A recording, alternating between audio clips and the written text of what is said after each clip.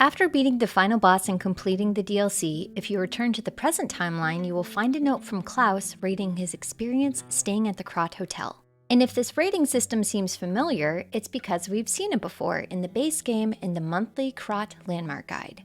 These guides rate various Krot attractions and are written by Reporter Medoro, whom we now know to be Klaus. If you open up Medoro's very last notebook from the base game, it now has an added 5th page with a heartbreaking new message. I only have one regret, Lumacchio Pantalone, my friend, the ailing traitor. If only I had realized sooner that your heart was sicker than your body. So many lives could have been spared. I pity and curse you, my fallen friend. Klaus had given up his life as a collector to pursue his journalistic calling, but in his unwavering search for the truth, he eventually met his death, as did all of his friends he met along the way, including the very one that betrayed him. How could you? You promised! You promised you would let me live! We first meet Rosaura at the carnival, where she asks for help in finding her little lost red shoes. Rosaura has fond memories of growing up at the Rose Estate, where she had a familiar-looking friend that she'd like to return to. If you assist her along her journey, she will eventually ask you to meet her in the present timeline at the tree outside of Krot City Hall.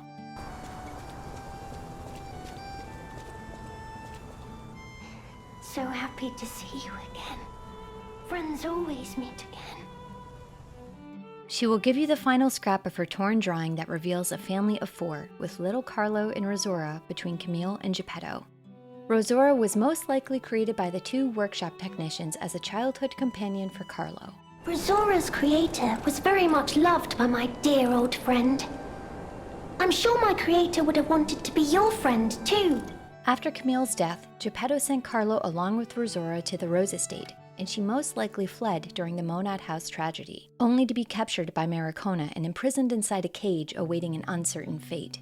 Marikona believed that Rosaura was the key to dismantling Geppetto's puppet covenant, but thanks to Sophia in the form of the white butterfly, she was able to escape. Through Pinocchio's acts of kindness in helping her run away, Rosaura finally gets the chance to say her last goodbye to her beloved friend from long ago.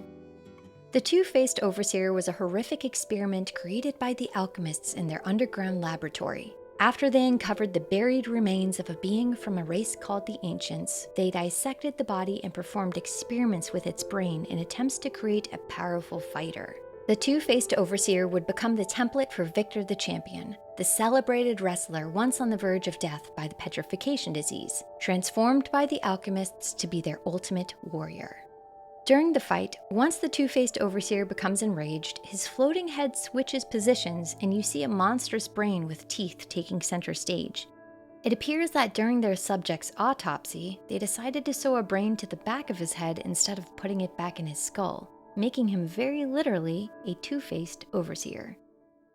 After the credits roll, you witness a chilling scene at the site of the final battle.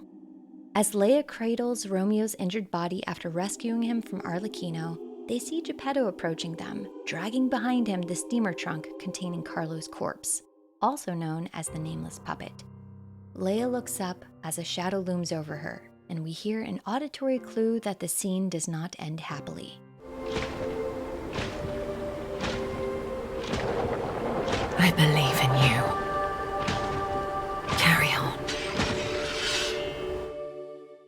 If you return to this spot afterward, you retrieve Geppetto's monocle, a souvenir left behind from his double slayings. I mean, Lea is the legendary stalker after all. Surely they made it out just fine. We now know that Geppetto is the murderer of the legendary stalker and Romeo, and this is why you find Lea's bloodied monad lamp in the train car once you're awakened by Sophia in the main game. By the time he killed Romeo, Geppetto had already figured out the solution to retaining an individual's ergo and continuing their life inside a puppet body. And after digging up Carlo's corpse and preserving it in order to one day bring back his son, he decided to test this devilish theory on Carlo's best friend. Thus, the King of Puppets was born. But if you chose the moral ending, Lea and Romeo would finally be avenged from their murders at the hands of Giuseppe Geppetto. Carlo's mother Camille was a brilliant workshop technician. She was the mastermind inventor behind the Statue of St. Mercy machine built to transmute a puppet's ergo. Her death left a fracture in their family, a loss that Geppetto never recovered from. But how exactly did Camille die?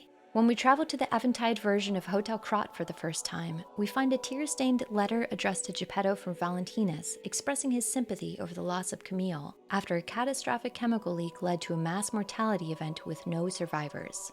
Yet in the underground Zelator laboratory, we find a document that reveals the truth about what really happened, and we also learn a shocking new revelation. Camille was a listener, a group of people that had the rare gift to communicate and control ergo.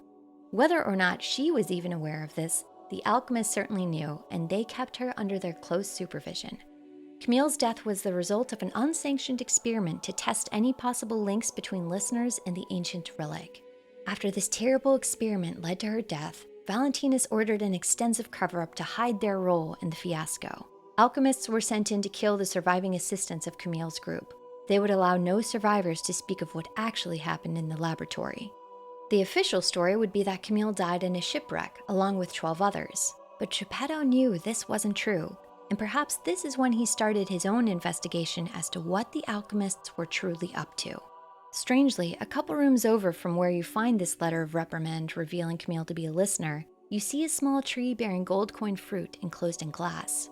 We learn from Sophia that these trees were once listeners, and given the proximity to this revelation about Camille, it makes me wonder if this little tree may have perhaps been Camille's baby taken from her body after her death.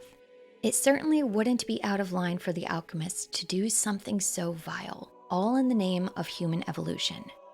Although the alchemists were ordered to cover up Camille's death and dispose of any potential witnesses, there was one individual they decided to spare, Marikona. Marikona was one of Camille's workshop technician assistants, but Camille had been more than just her instructor. She had also been a mother figure to her. When Camille died, it was Marikona's idea to take her ergo from her corpse and insert it into a puppet. The very Maid puppet that would end up becoming the first discovery of what ergo truly was, a person's tangible, immortalized soul. Everything I'm seeing makes me think this room belongs to a master puppeteer. Once Camille uttered those fateful words, "Send me back to my child," Marikona led the experiments in torturing and dismembering the Maid puppet in order to unlock the secret of ergo. And it was this famous discovery that made her an invaluable member of the Order of Alchemists. Arlecchino was the murderous puppet that terrorized the citizens of Krat. His bloody displays of murder earned him a gruesome nickname, the Blood Artist. He was the result of the workshop technicians unknowingly having placed the ergo of a sociopathic serial killer into a puppet body. But thanks to the talents of the legendary stalker, Lea Monad, Arlecchino was tracked down and destroyed, his limbs dismembered and 9 spears driven through his body to ensure that he would never kill again. You took many things from me. Arms, legs, a sunny outlook on life. And then you drove 9 blades through me. But Simon Manos, Valentinus' right-hand man, had other plans with Arlecchino. In secrecy and without Valentinus' knowledge, Simon procured the discarded puppet and refashioned him with new limbs in order to conduct more experiments on the properties of ergo. After another member of the Alchemist Order denounced Simon's actions and reported his ongoings to Valentinus, a group of alchemists were given the mission to imprison Arlecchino and dump his body at sea to prevent him from ever being released into the city again. But due to sabotage at Simon's own hand, Arlecchino escaped from his cell and murdered everyone on board, setting his sights on the woman that destroyed him in order to get his revenge. After the alchemists discovered the truth behind ergo, Simon's zealot followers brainstormed ways in which they could turn public opinion against puppets in order to provide a foundation for getting rid of them and reclaiming their ergo. Marikona was one of these followers that attempted to override the Grand Covenant put in place by Geppetto, ensuring that puppets would never harm humans. They also produced anti-puppet propaganda, even entrapping a miner and blaming it on a puppet named Rockhead to sow distrust and fear for Krat citizens. The alchemist lured the miner into a tunnel and trapped him, throwing in behind him Rockhead, the puppet that he had been exceptionally abusive toward. The puppet murdered a human miner and fled. But some say you can still hear the sound of it, digging for more victims. But instead of harming the miner, Rockhead continued to toil endlessly trying to save the man and dig a way out, even bringing him water to keep him alive. Long after the miner's eventual demise from starvation, Rockhead faithfully continued to try and find a way out. Once rescued from their prison, his restless soul finally finds peace. Time to leave, my friend.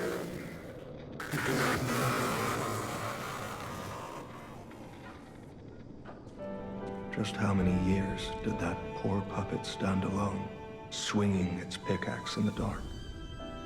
The thought of it truly makes my heart ache. Columbo was the corrupt lighthouse keeper of the old fishing village of Krot.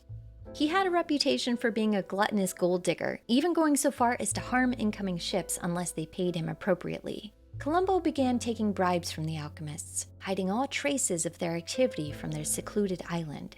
But Columbo's greed got the better of him, and he stole a box of the dangerous elixir that Simon Manus had been transporting. Thinking the concoction to be nothing more than common medicine, he sold it on the black market to those in need, not realizing that doing so would transform the poor fishing village into a nightmare. But as his neighbors eventually died and others were transformed into terrible carcass monsters, Columbo would never get to witness the consequences of his greed. Once the alchemists discovered that he had stolen from them, they trapped him in the basement of the lighthouse where he continued to scream for help, until one day the screams stopped.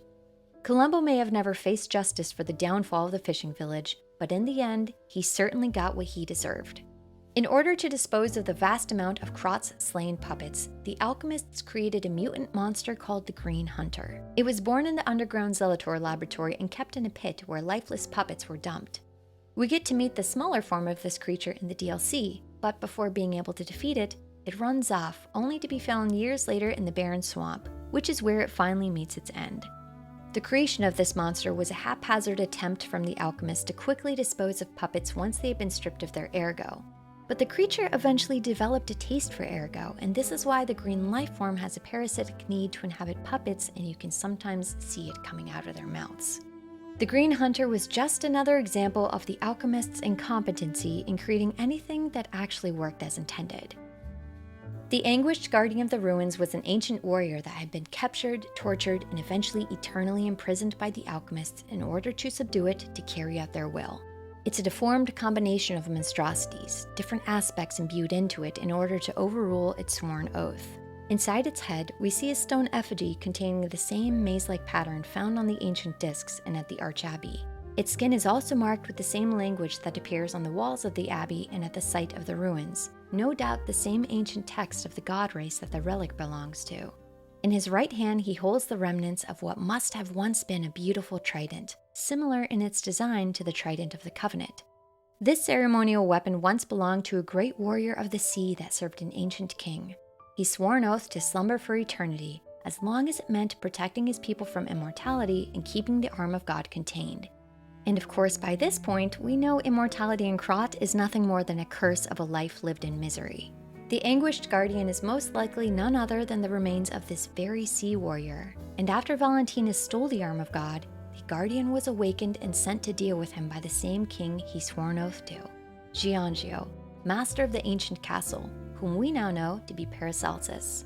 As powerful as the Sea Guardian was, he eventually succumbed to the alchemists' experiments and was transformed into their own warrior, defeating anyone that dared to stand before it. With the arm of God missing and the sea warrior captured and transformed into this monster, this may be the reason for all of the deformities of the sea animals, as their warrior's oath was broken against its will, cursing the creatures to an immortality they did not ask for. In a gruesome display of gore, Arlecchino displays Romeo's severed body hanging in the archway of the Rose Garden. This display is similar to one that we've seen before on the Alchemist Bridge of the base game, where we find a headless, impaled puppet in the same configuration. This may have been a stalker's way of avenging Romeo, as many orphaned children from the Rose estate grew up alongside him to become stalkers themselves. The Owl Doctor may have been the very stalker responsible for the beheaded puppet on the bridge, as he includes a photograph of this display in a letter to his lover, Adelina the Red Actress. It's unknown for sure if Romeo and the Owl Doctor ever crossed paths growing up, but the similar display makes me think that this is payback for what Arlecchino did. Even though Simon was appointed by Valentinus to serve as his right-hand man, his plotting against the leader of the alchemists may have been going on for longer than we originally thought. At the Zelator laboratory, the alchemists were conducting horrific human experiments. Once operating under the guise of a mental asylum, the alchemists would routinely place subjects through barbaric treatments, and they would also offer themselves as test subjects, all suffering done in the name of science and the pursuit of truth.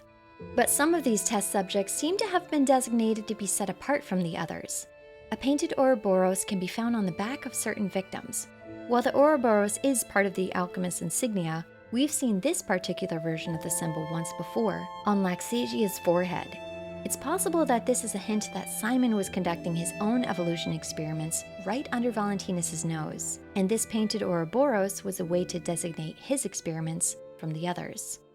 When you meet Rosaura for the second time in the mine, she asks you to give her some ergo. Once you do, she returns the kindness with giving you one of her treasures, an exclusive and secretive invitation to visit a hidden altar deep within the ergo mine.